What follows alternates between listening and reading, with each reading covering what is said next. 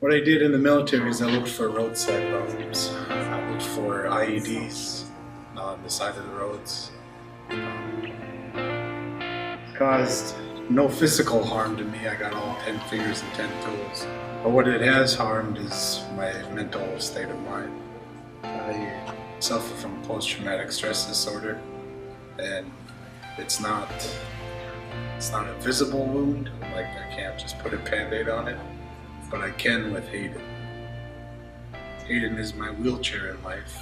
You know, if I was to be disabled, he would be my wheelchair in life. While I am disabled, he is my wheelchair.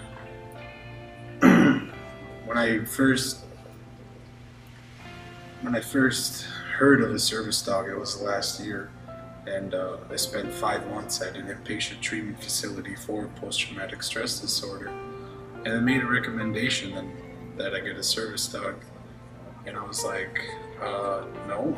I mean, I can't even take care of myself, so why would I get a dog?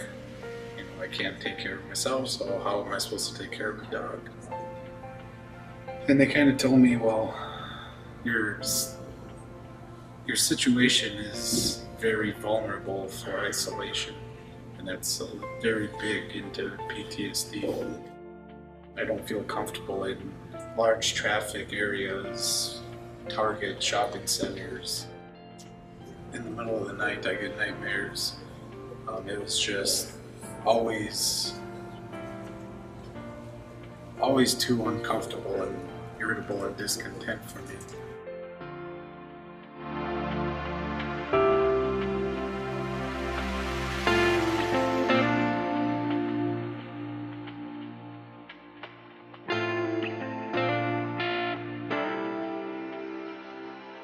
So what I did is, with this era of technology, I went to Google, I typed in PTSD service dogs, and I said, what are these dogs? You know, what can they do for me? How are they going to help? And I just started following recommendations. They said, call these people. And I said, this is where I'm at, this is who I am. Is there any help or hope for me? And they said, yeah, we have a dog for you. You know, that's the one thing that Service Dogs for America, Patriot Assistance Dogs, Pits for Patriots, I mean, all these service dogs schools are very, when it comes to a veteran that needs help, I mean, they open their doors. You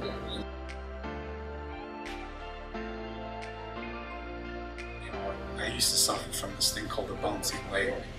I would bounce my leg when I was starting to feel irritable, restless, and discontent.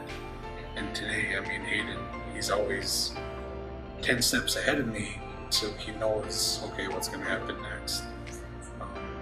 This is going to cause Dallas stress. This is going to, he thinks 10,000 times faster than we do. And it just benefits in the aspects of I can live with my disability. I can be a productive member of society. And I'm still protected from the laws of the Assisted Dogs International and the Americans with Disability Act. He is my wheelchair in life, like I said earlier. You know, he's given me my ability to live with my disability. And for anyone out there that is at that point of, do I apply or don't I apply? And where do I go and how do I get it? And you simply just start asking questions. You're calling organizations such as Service Dogs for America in North Dakota and say, hey, I live in North Dakota, I have PTSD, we start working with you from there.